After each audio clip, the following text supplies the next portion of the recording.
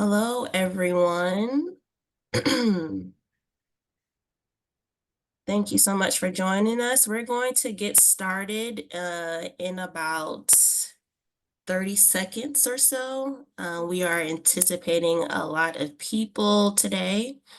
So I appreciate everyone for joining us on time, and we will get started in about 30 seconds.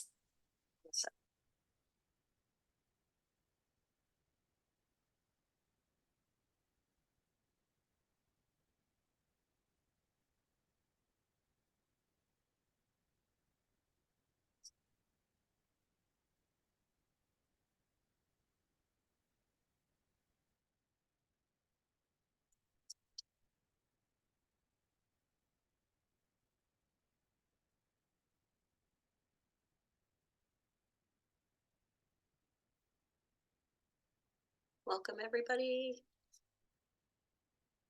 I just have to make sure too, all the screens on my or boxes on my screen aren't covering each other.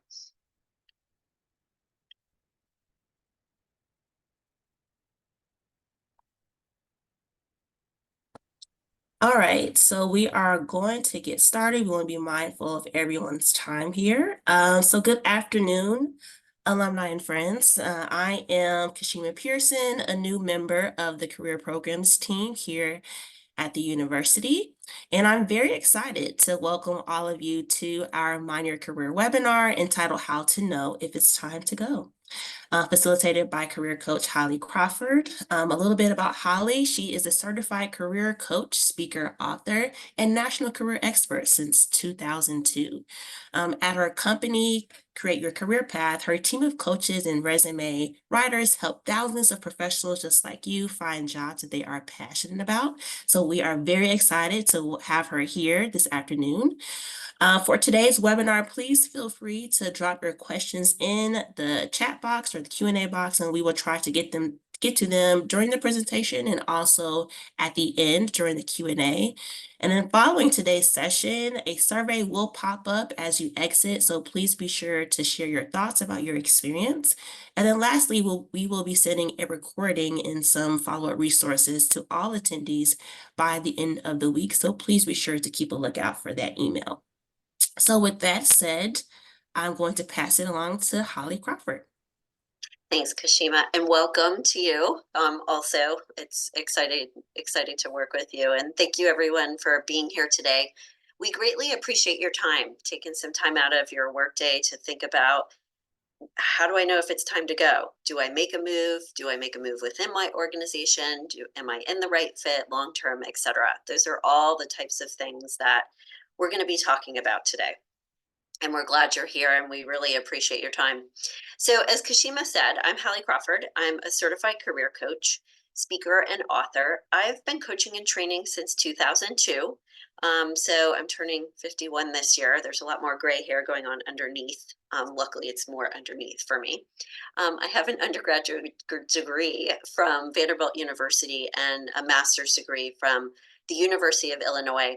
And one of the first things that I wanted to say as we get started today is there's a lot of tips and advice that I'm going to be giving you, and we try to be very tangible, practical, down to earth, and give you practical tips that you can implement right away.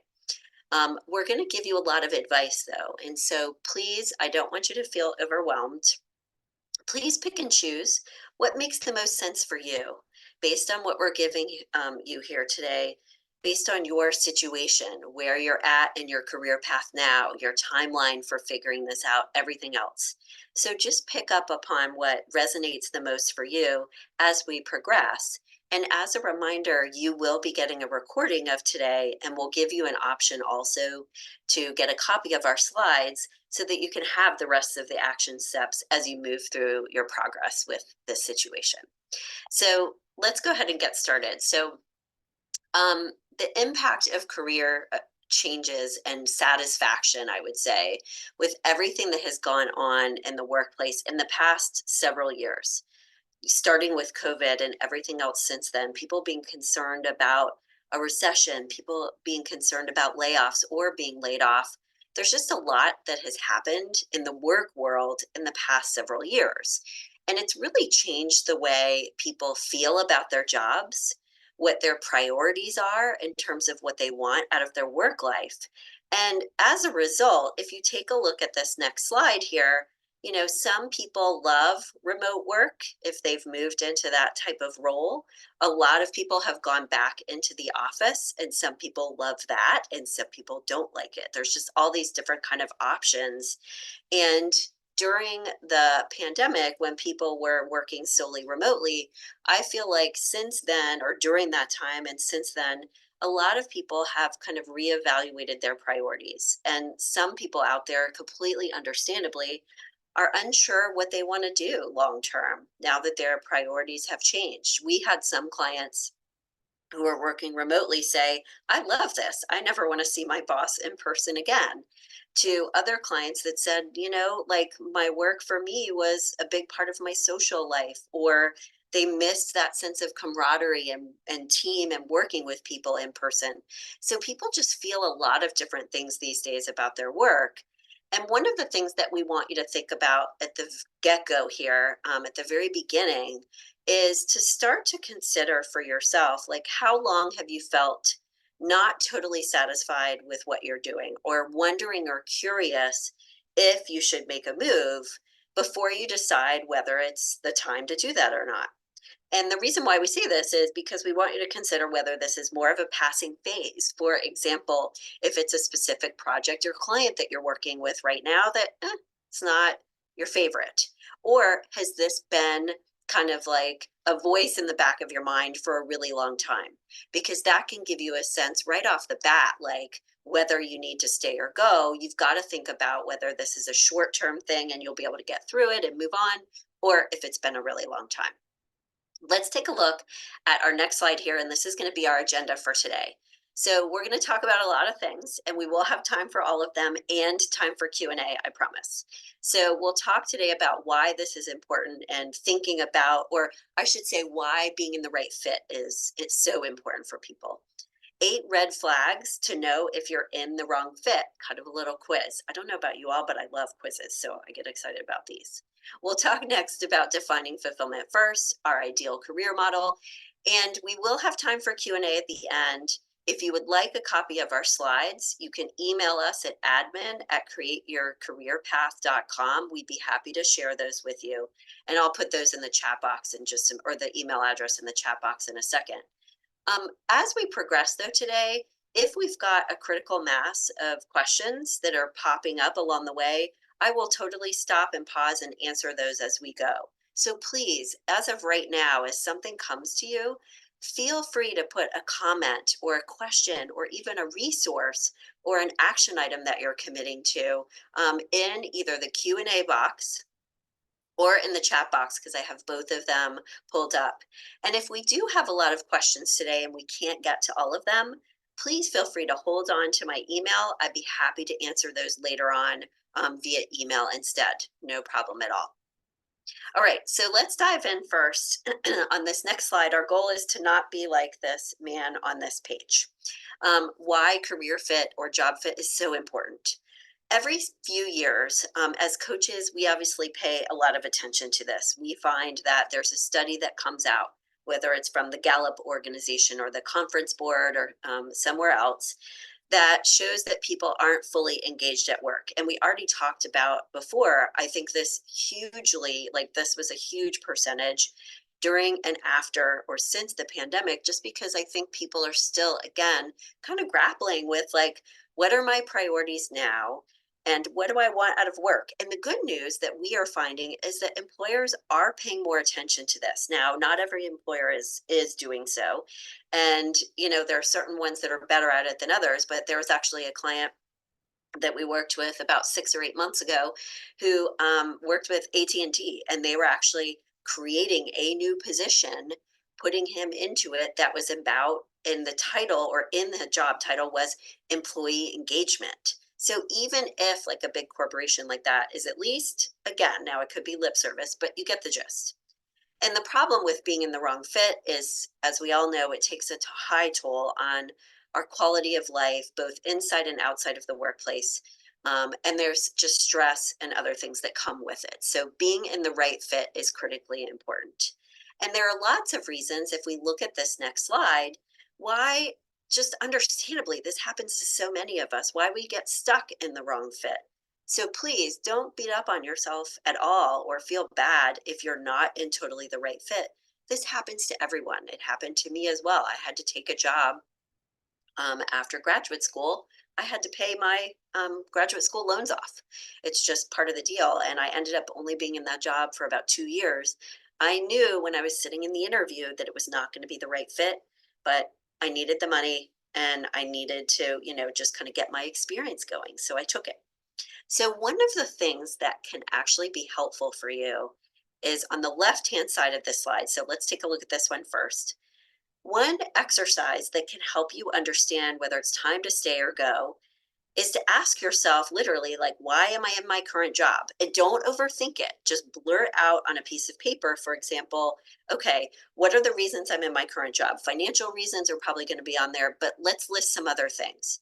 And then evaluate after you make that list, are they the right or the wrong reasons for you? Are you in your job for good reasons now, or were you enjoying it before and you no longer are, but you're just stuck because, it's the same thing and it's easier to stay put than make a move. Okay. And the other reason why you want to think about, or the other thing that you want to think about as part of this question, I should say, is why you took the current position that you're in the first place. There are lots of reasons why people get stuck. Any one of these on the right hand side of this slide could be relevant to you, or it could be something else. We've had so many clients tell us, well, I'm really good at this, but I don't like it anymore. It's not rewarding for me anymore, but this is what I'm good at. Am I supposed to keep doing it? The third one on this list was for me, like it was offered. I needed a job, so I took it. Some clients will tell us they feel like they're in the golden handcuffs. They're making great money. And we had even a client tell us once who was in sales, she said, it seems like our company can kind of tell when we're starting to get a little bit unhappy. And they give us a new phone or a new company car or something like that to keep us around. So part of what you want to ask yourself here too is not just, okay, why am I in this current job? But are there reasons like, are they reasons here and why have you stayed there maybe longer than you would like to? Is it for the right reasons or for the wrong reasons? Okay, so think about that as well. So, as part of thinking about why this is such an important topic, we really want you to think about next as a very quick exercise, but to like take on or consider this perspective and kind of what we find with our clients, if you will, is how unsatisfied are you? Are you like, well, I could stay or go. I'm not totally miserable. I'm really kind of 50-50 here, and that's why I'm here. Okay, fine. One of the things that you want to do is to separate what works for you and what doesn't work at your current position to figure out, okay, is the majority or are the majority of the things I'm doing I actually enjoy, but it's really about the work environment here. Or do I really love the work environment where I am, but I'm not leveraging my strengths or working on projects or tasks that I enjoy?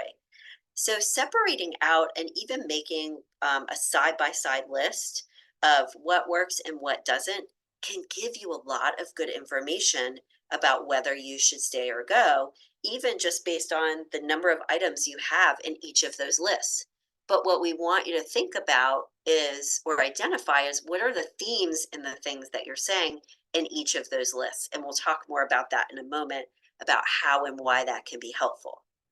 If you're really unsatisfied, you may want to consider a larger change. But here's what we find, and this is part of what I wanted to say overall on this particular slide, is what we have found is when people come to us and they're really, really unhappy with their jobs, sometimes they will say, I feel like I should go be a chef or something completely different because I'm so unhappy. But 9 times out of 10, they decide and realize that they can make more of a course correction. And that's all they need to do in order to be more satisfied. So please know that we do want you to think about how dramatic of a change is needed. And our kind of tagline, if you will, is don't be dramatic. Don't throw the baby out with the bathwater. Like, usually people do choose their career path for at least one or two good reasons. Even the job that I took that I was talking about before, even though I knew it wouldn't be the right fit, it wasn't going to be the right fit because of the boss that I was about to start working for. And I could tell that she was going to be tough. The content and the work that I was doing, a lot of it was actually enjoyable for me. So this is what we want you to think about is don't just be dramatic and think I have to start all over. Know that small changes or a course correction can actually have really big or reap really big results for you. Okay. And part of what we want you to do as part of our discussion today is on the bottom of this slide here. We want you to consider how happy or unhappy you are with how many aspects or areas of our career model, what's going on for you. It can help you evaluate how big of a change you may need to make based on how many of those pieces you are unsatisfied with, if you will. Okay. So the good news is that what we know from doing this for over 25 years is that you can be engaged and fulfilled in what you do. It's usually, like we already said, less dramatic of a change than you think you need. So that's kind of good news there. But at the same time, we want you to know that yes, you can be engaged and fulfilled and really enjoy what you do the majority of the time. But we also want people to have the right perspective. If you take a look at this next slide, we also want people to be realistic about it. And what we mean by this, I know we've all heard that saying, do what you love and the money will follow. And I agree with that, but I also don't fully agree with it because I do what I love and the money has followed to a certain extent. Yes, I'm not a millionaire. That's okay. That's not what I was looking for. But it was very hard work to get to where I am today. But what you want to say to yourself instead is not that there's this magic wand and everything's going to be perfect all the time, is that your goal for this, looking on the bottom right hand side of this slide, is that you're looking for a job or a career shift or position shift or role shift where the good stuff about that job so far outweighs the bad stuff, the things that you don't like as much that you barely notice those things you don't enjoy. So, two things I will say related to this. There are definitely things that I don't like about being a business owner. One of them is spreadsheets and financial stuff. Like, that's not my favorite, it's not my strength. But that's not my main role. Like, I get to majority of the time do marketing presentations, like do workshops and webinars to educate people like this, and I love doing that. And even though I'm not individually one-on-one coaching clients anymore, I get to work with a few clients and provide our services in a completely different way, which I completely love. So we're going for the good so far outweighs the bad stuff. And the second point is when you are at choice about where you're compromising in your career, you are going to feel so much better. So when you're choosing and saying, okay, if I've got all this stuff over here on the right, I can deal with these other things on the left, it's going to be a good fit for you and you will feel more engaged and fulfilled. Okay. So we do have to be realistic, but please know you can get closer than you think to something that really does work for you, even if you're having to compromise a little bit. I'll give a really quick example and then we'll get into our quiz here. And we are going to have a couple of polls, just by the way, today. They're coming up in the next several slides. Um, we had a client once who, and he's just happens to be a really good example. He realized that his passion and one of the dream jobs for him long term would be being a director of a retirement community. He had this experience with his father that was really emotional for him, and that was just something he wanted to leverage and use his operations expertise with, etc. But when he looked at that, he realized it's not going to pay as much money as I would like. He was in software consulting and a little bit of sales too, and he had 3 kids to put through college. Um, so what he did instead, choosing to make the compromise, he was like, okay, that's not going to be the right fit for me right now, but can I do some more like and I could maybe do that in retirement, A. B, can I do some more volunteering at a place like that? Or I could maybe even do some like freelance complimentary consulting or whatever it was. But for him, what he decided is he would go work for a different kind of tech company that worked with retirement communities to help them run things better. And for him, that was the perfect kind of blend for his life situation at that time, but getting closer to that dream job for him. We had another client. She just happened to be in sales. I don't know why all of my examples are like this because we work with people across all industries, but she was in furniture sales and was really interested in health and wellness. And when she had on her list, she brainstormed ideas with us, and one of the items on her list was dietitian.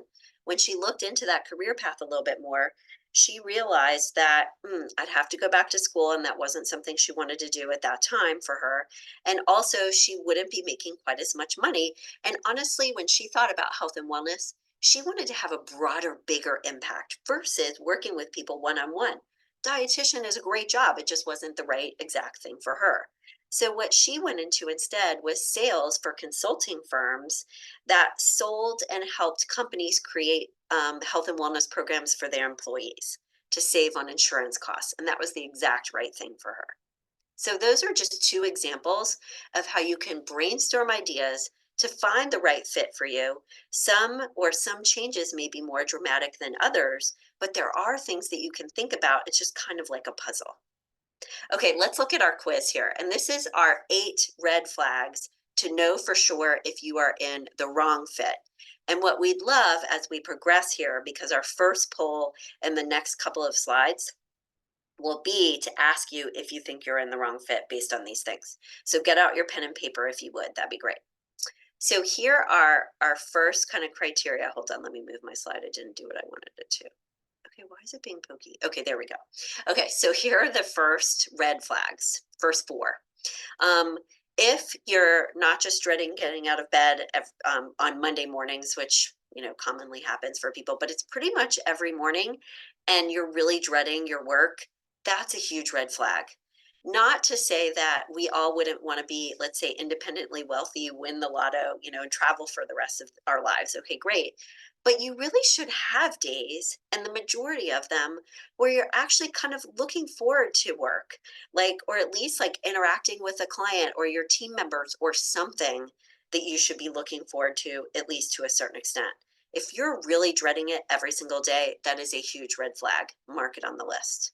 If number 2, your work relationships and your performance is suffering, that's another one as well. Because you ought to be getting at least something out of like the engagement that you're having with people, some motivation out of that working with the team, et cetera, et cetera. And we want our performance to be in a good place. Number 3 is if you gain little or no joy or satisfaction from your work, that's not a good thing either. Now, I want to kind of caveat this one just a little bit because we've had some clients say, I really want to be passionate about my work, all the way to people saying, Hallie, I don't have to be passionate about my work. I can get my passion in my personal life, and that's fine. We at least want people to be able to say that whatever makes sense for you, that you get a sense of satisfaction or achievement, or that you're doing something good or useful, if you will, like on the planet. You want to have at least something like that. And if you don't get anything like that, that's a huge red flag. If number 4 is the case for you, if you've noticed like senioritis, so to speak, you've started to slack off and you really have little or no motivation. Again, this does not have to be 100% of the time. We all get tired. We all get like less motivated. There's ebbs and flows in our career. That's just normal. But if this is a chronic problem for you where you are right now, this is another red flag that you really want to pay attention to because it's a big deal. Let's take a look at the next 4. Um, the first one, or number 5, is if you have to feel like you have to become someone else at work. If you can't be as authentic and true to who you are as you would like to be or feel is reasonable for you, that's a huge red flag. Now, caveat with this one too, is we all have a professional and a personal persona. That's just normal. We're not going to air everything in our work life. That's just, part of being professional, and I get that. But if there's a problem, like there's a rub with your values and the values of the organization, or if you really feel like you just have to put on this game face all day long at work and you really can't be yourself at all, that's a big problem, not a good thing. Number six is if your job does not make use of your talents or strengths or skills, and in the way that you want them to, that's a huge red flag. And if the final two, if you spend most of your time complaining about your job, or if you regularly fantasize about quitting, being fired, or let go, that's a huge red flag too. So our goal here is not to be like the woman on the screen, okay? And we'll give you a moment to finish this out. I want to use one really quick example or give you another one. So I know the being fired thing, like why would anyone want to be fired? Well, we actually had a client once who started working with one of our coaches. They had a call the week before, and she just sounded a lot better in the first few seconds of the call. And the coach said, "So you sound really good. Like, what happened in the past week?" And she was like, "Well, I got fired, and it was actually the best thing that ever happened to me." Because for her, in her specific situation, she just was having a really hard time quitting, even though she knew it was the right thing for her. It was hard for her to do. And so, in her specific situation, it was like a weight was lifted off of her because it forced her to do what she knew she really needed to do, but was having a hard time doing. So here's our results. So what we'll do on this next slide is if we could go ahead and launch this first poll here, that would be great. And we'll give you a second here to complete the poll while you're thinking about the red flags that you've had. So if you have one or two red flags, this is where you may just be, going through a rough patch, and you may just need to reevaluate your situation in a few months. Use some of the advice that we give you today to do some evaluation and maybe make some improvements in certain areas, and then put on your calendar, I'm going to check back in with myself in a couple months. If you have 3 or 4 red flags, you're probably not in the right path, but you may be closer than you think to your ideal job. Write down, like we said earlier, what works for you and what doesn't work to help you get started evaluating. And just by the way, that exercise is good for anyone in any situation who's here today. And if you have 5 or more red flags, it is time to make a change. And please know, like we said, this doesn't mean to have that it has to be some dramatic, huge change. You might be able to make a course correction and some changes in the elements of our career model, which we'll show you in the next couple of slides, that can help you figure out, okay, what might be better for me. So with our first poll here after the red flag test, I'm always really curious about these because the numbers can vary across the board depending on who's on the call. But what do you think? Is it time to go or stay? Just give us a yes or no here. And I think that when we have like around 80%, give or take, we don't have to have 100% because I know some people might be eating their lunch or doing other things. Then we'll go ahead and share the results in the interest of time too, to make sure we get to the questions. But we'd love to hear from you all about what you think here from this first kind of quiz evaluation.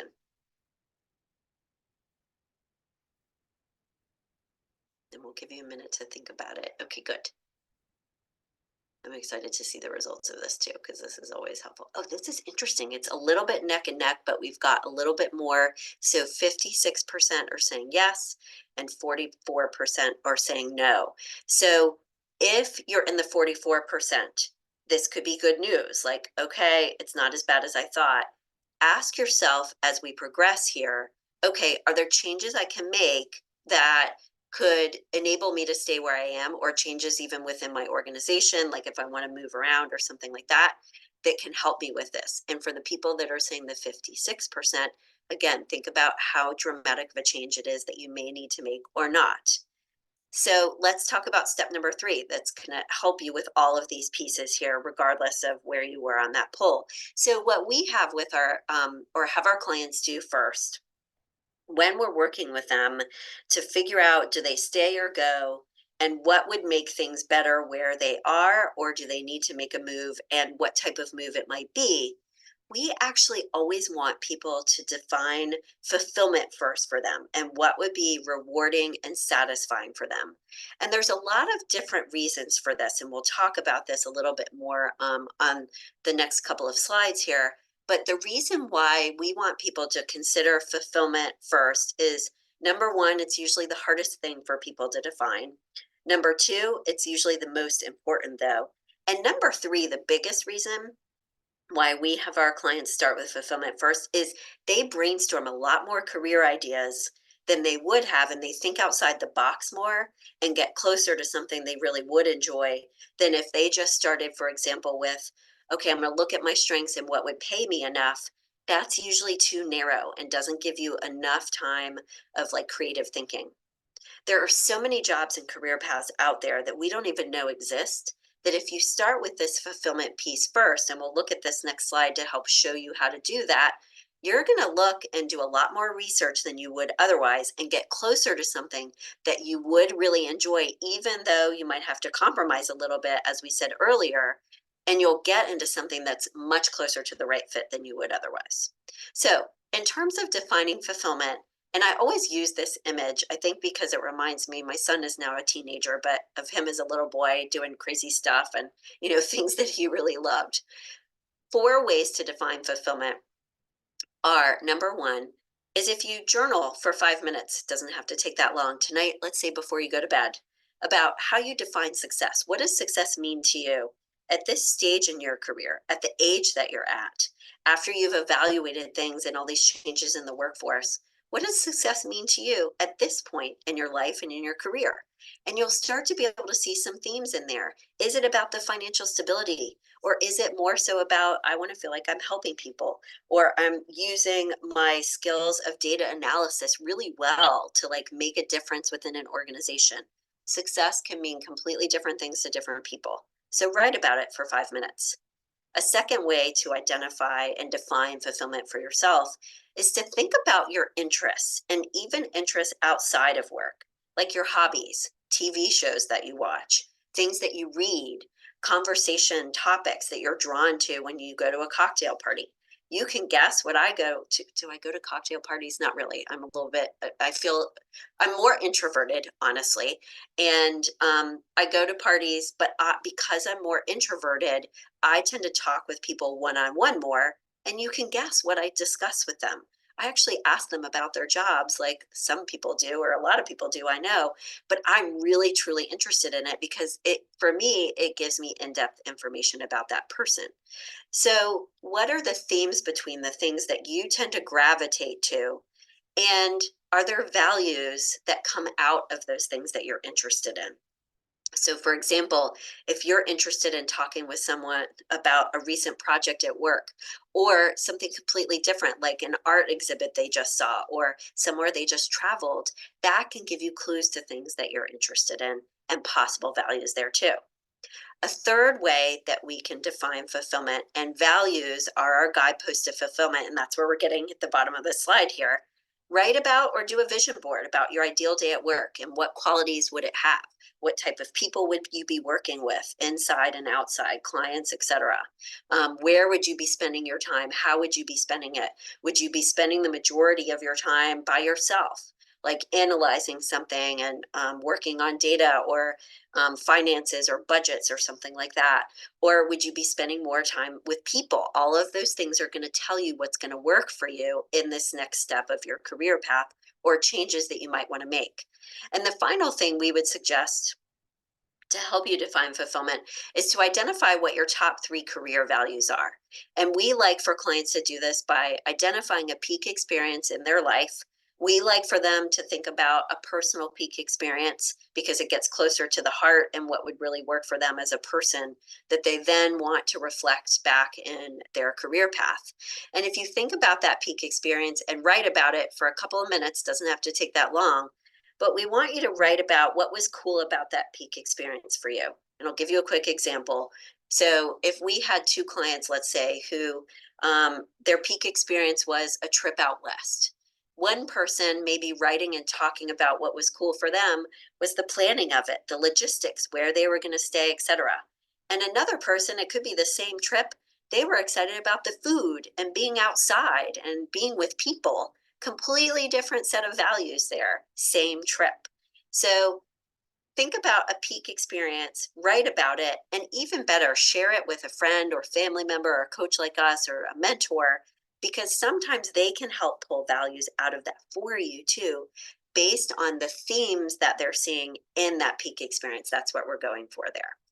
Really quickly, because I know we're talking about fulfillment, this one can be a little tougher for people. Please know that if anyone feels like they need more help with what we're talking about today, we always do a free consult where you can learn about our services and decide if it's a fit for you. We do give a discount for you Chicago alum. Mention that in the call so we can give you that coupon code. And we've got lots of great resources, resume and LinkedIn templates. It's the same email address for the slides. So feel free to reach out. Now let's talk about our ideal career model, because this one is really important. Our model, the reason why we created it is to have all in one place all of the major important components to the right career fit for you in one spot where you can use it as a checklist.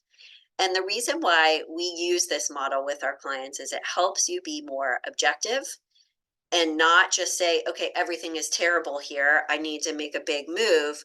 But instead, you can say, okay, fulfillment is working and like I'm getting the right experience here. And maybe even several others of the pieces are in a good place. But oh, it's really the work environment and or I'm not getting paid as much as I think I should be. It helps you evaluate what's really going on where you are now, what kind of changes to make, and how big of a change or course correction you may need to make in order to be satisfied. So you can use this. We want you to review each piece step by step, one by one, but you can use this as an evaluation of, okay, what's working, what's not, and what kind of changes do I need to make? We'll look at this briefly because I'm keeping track of time and want to make sure we get to all of our questions that we have as well. But I want to explain the model just really quickly. So we talked a lot about fulfillment already. This is basically your sense of satisfaction, reward. You get excited about your job. You have a sense of fulfillment. What you're doing is aligned with your values, and your organization's environment and culture is aligned enough with your values. That's that piece. The second piece is, do you enjoy the majority of your tasks every day? There are going to be tasks, like we said, you don't enjoy, but we want the majority of your time. Yeah, I enjoy the majority of what I do. Okay. And this is a critical piece because you need to know the tasks that you could perform or where you could focus all day, every day, and not get sick of it. And I say this because the job that I was describing before that I took because I had to pay off my graduate school loans, I thought I would actually really enjoy that job because it was a marketing and communications job. But what I realized over time is marketing and communications is fun for me. It's not one of my values. It's not the core of who I am that I want to do it all day, every day, like coaching is. So it belongs over here in my enjoyment as part of what I do as a business owner and as a coach, not what I'm doing all day, every day. Critical distinction. I want you all to think about that, please, and what makes sense for you. We want you then to look, please, at your top 5 strengths. We like about 5. Are you leveraging the strengths that you want to, A, and B, in a way that you would like to leverage those? That's critically important too. We want you to think about your past education because you chose it for a reason. And are you leveraging your education in a way that you would like to, whatever makes sense for you? And the same with your past experience. Sometimes the courses that you took at Chicago can give you clues to what you maybe should be doing a little bit differently. My courses in undergrad that I liked were interpersonal communication, education, and psychology. Exactly the types of things I do today. And same with your experience. We want you to next think about, does your role and your organization fit with your personality type? If you are introverted and you're in an extroverted job, this happened to me before, you're going to be exhausted and get the energy sapped out of you. So you need to consider a lot of elements of your personality type to know if you're in the right role and in the right organization and team for you. 2 things there. And finally, last but absolutely not least, is work environment. Is it a good fit for you or not? Do you need to be doing the same thing that you're doing now, but just at a different place? And compensation is critically important too. You'll notice that at the beginning of the model with fulfillment, where we start out is where we're brainstorming a lot of our ideas. We may get some other ideas throughout the course of the model, but the rest of the model pieces are mostly about helping you narrow down your ideas a little bit more too. Okay. And we wanted to say one thing, and I see a question that came through, and this is actually perfect timing because this is our last slide. And our last poll as well. We'll launch it just in 1 second. Some of you may be thinking or may have taken a career assessment in the past. And I just wanted to speak to this for a second because we hear this from a lot of our clients. If you're trying to sort through what's working and what's not working and where you should go next, we do find that trying a career assessment can be really helpful. We tend to like the Strengths Finder. We know some companies use Myers-Briggs, the Highlands. There's all these different assessments. And we've even had people come to us and say, I'm assessmented out. Like, I've had so many of those, I'm overwhelmed. No more, please. What we want you to consider, if you have not taken one or if you have before, but it kind of fell short for you of like, well, what should I be doing? Keep in mind that career assessments of any kind, whether it's personality, etc., they can be really helpful because they're usually very accurate and they give you a lot of information in a short period of time. Check the box, great. But the reason why some people may feel a little bit like left hanging with them is that the assessments, remember, they're not covering all of the pieces of our model. So the assessments may be testing you for your strengths or interests, but they are not thinking at all about compensation or work environment. And so clients will come to us and say, but I don't want to be like a circus clown or a funeral director. No offense to either of those, but like it's completely opposite of what they would actually be interested in or the right work environment for them or pay. Use the assessments as one piece of the puzzle, as accurate information, but the other things you need to consider are going to be listed on our model. So just keep that in mind, okay? And I'd love to hear, so if we can launch our second, and this will be our last poll for today too. I am curious how many people have taken a career assessment. I'm finding over time that more and more people are doing this, as even with organizations, they're doing this more and more, leveraging assessments. Even but like during the interview process, when they're looking to hire someone, they'll give someone a test to get a sense of what their style is or their strengths or their personality type. So if you have and are thinking about a change, it's worth going back to those pieces, or I'm sorry, to those results, but just ask yourself, okay, how is this relevant for my current situation now? And how can I evaluate what's going on here, but also with the other pieces of the ideal career model too?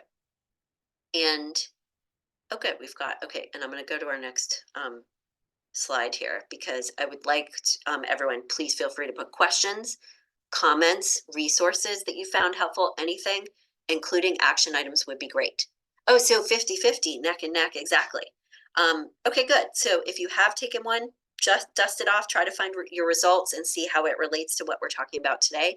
And if you have not, we do find that they can be really helpful if you feel like you struggle with identifying some of these areas. Like, I really don't know what my personality type is and what that means or my strengths, etc. So let's go ahead and we'll pause here and start answering some questions. We have some suggested action items on the slide here on the left. Review our ideal career model, write down what works for you and doesn't right now so you can evaluate what the right thing is. And we'll go ahead and we've got one question to start out with. And this is a great one. Thank you for this. Couldn't one of the reasons to change be the sustainability of the business model? Absolutely. And fundamental business issues within the organization. So even if, yes, this could be one of the reasons, it's a great point. Even if the organization is aligned with your values and has a good work environment, yeah, if you don't think the industry is going to be sustainable or the business model within your industry isn't sustainable, that's absolutely, I would probably put that one either in work environment and compensation is one of the pieces of the model. Because if you're concerned about, yeah, I'm not going to get paid past a year or whatever it is, that's absolutely valid and viable. Thank you for asking that question. Another question, sometimes it's hard to weave the results from different assessments. I agree. And things I've already already discovered about myself, because one of my personality traits is to try anything once and be open. I'm kind of like that too. I get it. So I feel like I don't have very strong opinions. How should I think about knowing what's right for me? What I might do is like start with one of the assessments or two of them. And actually, I should say two. Start with two of the assessments, let's say that you've taken, and identify what the strong themes are there. And then at some point, it's okay to say, yes, I'm open to trying new things, etc. But I would try to steer yourself towards saying, these are my strengths or these are my strong interests. And I at least need to stay within these realms. There's lots of options within those, but try to stick to what those things are telling you a little bit more. And it may be that you would be better, for example, in a job and in a work environment where there's a lot of variety so that you can try new and different things and there's a lot of challenges, but your job is still one thing. It's project management or whatever it is. So try not to say, okay, I could have multiple different types of roles. It may be that within that role, I want to have a lot of variety. That could be one way to think about it. I hope that helps as a start. Another client, or sorry, another person asked, people are saying clients in here, so I mimicked it. How do your clients manage risk when considering making larger changes, like starting a business, for example? This is a really great question. Using me as an example with this, I started my business on the side while I was still working full time. I was lucky enough to then, after that, find a part time job where I was working Monday through Thursday, and I was still making close to what I did before. And then I personally quit that job when my coaching practice was making as much as I was making at that position. So I would say try it out a little bit on the side first to just even see how you like it. And if there's a way for you to kind of freelance a little bit, I know it's not always the case depending on the business, but if you can try it a little bit on the side, or say, okay, I'm going to leverage, save up some money, take the risk, make the move, and go, both feet into it. But I've got this savings. That's another way to do it. So think about the financial situation. I hope that helps. Another question is, even if I'm not in a position to make a change, the scenario can change in the future due to changes in strategy, etc. What are recommendations for people in that category? How much time should one spend networking? And okay, so multiple questions, no problem. So let me just look at this for 1 second. Changes in yeah. So if the scenario can change based on manager, et cetera, which happens to a lot of people, I get that. I would give yourself a timeline and say, I'm going to see what's going to happen in the next 3 or 6 months. And in the meantime, I'm going to softly start to network with people, even if it's like slowly. I'm not conducting, a hardcore job search yet, but I'm going to start putting some feelers out there slowly but surely. So give yourself a deadline and then get the networking ball rolling just a little bit. Start to work on your resume just in case, et cetera, et cetera. And what's the best approach to understand what roles are out there that, excuse me, I may not be aware of? There's a whole process that we walk our clients through that has 3 steps where they're Googling different ideas, they're looking on job boards, and they're also looking at career brainstorming websites too. So I would do those things first. And then as part of your networking, I would start to talk with people in the directions of like the different areas you're considering, because they might help you or be able to help you brainstorm ideas too. Another question, how did you build clientele while you're building your side business? Okay, there's this. Okay.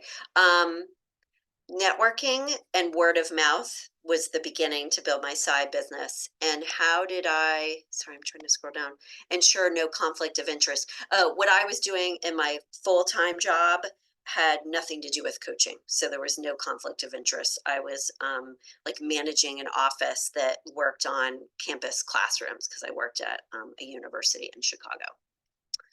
Another question is, if the job you're very welcome. If the job you've taken is a short-term contract, but you have 5+, is it bad to leave? Or is it more? Okay, so 6 months into 2-year research fellowship. Okay, here's what I would say. 2 years is a long time. That's a whole another year and a half to be really, if you're really miserable, In my book, I would rather people make a move and get into the right fit, because once you're in the right fit, you're not going to be job hopping anymore anyway. So I do not think it's a bad look. Like, well, we don't want you to do this multiple times. If you do it once or twice in your career, I think it's acceptable, especially if it's moving you in the direction that you want to be going. And you just need to explain that to people. The other thing is, these days, people do have more jobs than they did before. So moving around is just more frequent and common than it used to be as well. Another question is, how can one tell which red flags can be remedied? Ooh, this is a good one. And which are lost causes? What I would do is use the red flags to then and also overlay those with the ideal career model to say, okay, these are the areas that I would like to make changes. And in some cases, like for example, you may be able to, if the work environment changes that you need to make or would like to make are within your purview, like for example, I need to spruce up my office, or I would like to work remotely, like some of the time, and you can ask your boss about that. Those things could be viable, right? Other things, I want to change the leadership. Okay, that's probably not something that you can do. So that's how you can kind of do a reality check there a little bit, whether it's in your purview or not, and breaking it down a little bit more there. Another person is asking, pretty specialized career. I can't move and need money for the or from your job. Understood. Midlife peak, no possibility of advancing where I am, want to be more in charge. So I would maybe think about, Martha, if this is something that you could do on the side a little bit and try it out, if it's the type of position that you could, and see if that's something that you could grow and be viable over time. Or is this something that you can do in a different place where there would be more growth, or something that's adjacent or similar to what you're doing now within a different organization or something like that? So I would like at least do a little bit of research to see what else is out there, because there could be things that you didn't even know existed. Especially if you or anyone else on the call today hasn't job searched in a while or looked for something, like when they start looking, they're like, oh my gosh, there's so much out there that they weren't aware of. So that's the cool part about it. Another question is, what's your advice for people who are looking to return to fields we have experience in after a long break? So I would be focusing on the experience and skills and strengths that you had at that time, any way possible that you have like continued to leverage those strengths, if at all. But I would explain what you've been doing during the course of that break, as well, and just be upfront about it. Like if you were caring for a child or an elderly family member or something like that, I would literally say, like, have those dates on there and say caring for elderly family member or stay at home parent or whatever it was. And then if you did anything during that time that could be kind of work experience ish oriented, that would be something that I want to put there as well. I hope that helps, gives you some ideas as a starting point. All right, next question. Any suggestions on addressing emotional burnout? I totally get that. And exhaustion from a mission-driven job. It aligns with my values, etc. Too much to handle. So I would think about if there are some boundaries that you could put in place for yourself. We don't want you to get fired and look like a slacker, but if there's some personal boundaries you could put in place for yourself, because even though we talked about values today and we want people to honor their values, it's actually possible, just like a double-edged sword with your strengths, to over honor values sometimes too and run yourself into the ground. So do you need to say to yourself, for example, I need to leave work on time 2 days a week, or I need to ask if I can work remotely, half a day so I can have a little bit more just like quiet, peace and quiet, etc. See if there are things you can do for yourself to put in place to help make it a little bit better, in terms of how you manage your time, prioritize communication, like turn that off a little bit for a half hour every day, whatever makes sense for you. Another question is, these are great ones. Thank you, everybody. What are your thoughts on professionals who feel being treated unfairly compared to others with similar experience? How do you deal with that comment? Should be managed if everything is aligned. Ooh, this is a really good question. I do think you should say or try to do something about it. Even if everything is in place, eventually this is going to really wear on you over time and you'll get more frustrated and unsatisfied. So I would try to sort out the unfair treatment with your supervisor if possible. If your supervisor is the problem, if you can talk to HR to get some ideas about what to do differently or what could be done differently. Even having a quick direct conversation. Are there things and skills I need to work on or improve or education, whatever? I would try that first because I always like for people to at least try everything that you can where you are now because you don't want to have any, for lack of a better word, like regrets. I would want to be able to say before I left, I did everything I possibly could to make this work, but I can't. And so that's part of the advice there for that one too. Another question is, if you explore another career option, but decide to stay where you are and decline the offer, have you shut the door on that place forever? I don't think so. I think the way that you decline the offer can make a difference. If you say, not right at this point, but can we keep the door open and reconnect, in a year or 6 months or whatever? That's what I would say. Because um, I would, if you want to keep it open, just have that conversation with them. And sorry, I was reading the question and trying to answer at the same time. I struggle with wanting to see what's out there, but I feel like I can't interview because if I'm not ready to leave yet, oh, okay. So think about your situation this way. You can just look. You don't even have to activate a job search. So there's different phases of job searching and different levels of it. Just looking does not mean you have to do anything about it. You don't have to apply. You don't have to go on an interview. So just know that you could start doing some things for your search, even if you're not totally ready. Another question, do your services include helping someone connect with titles and roles? Oh yeah, absolutely. We love that. That's our strength, not the financial stuff. Like we said, we've got help with that. But we do, we're really good at helping people be creative and think outside the box a lot to see what else is out there and what could be a good fit for them. That's like a big part of what we do and the entire point of it in a lot of ways.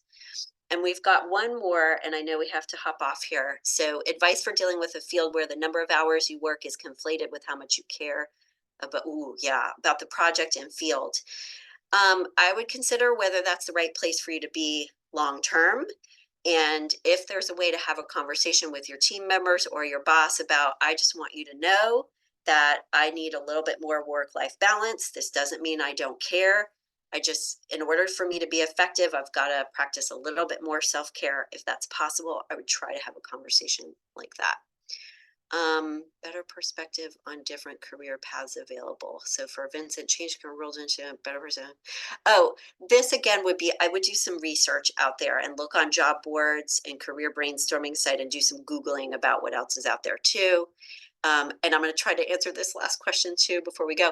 On manage is be patient. I think it's fine to listen to the be patient, but I would give yourself a deadline. I'm going to be patient for like 3 or 6 months. And I would even say that to them.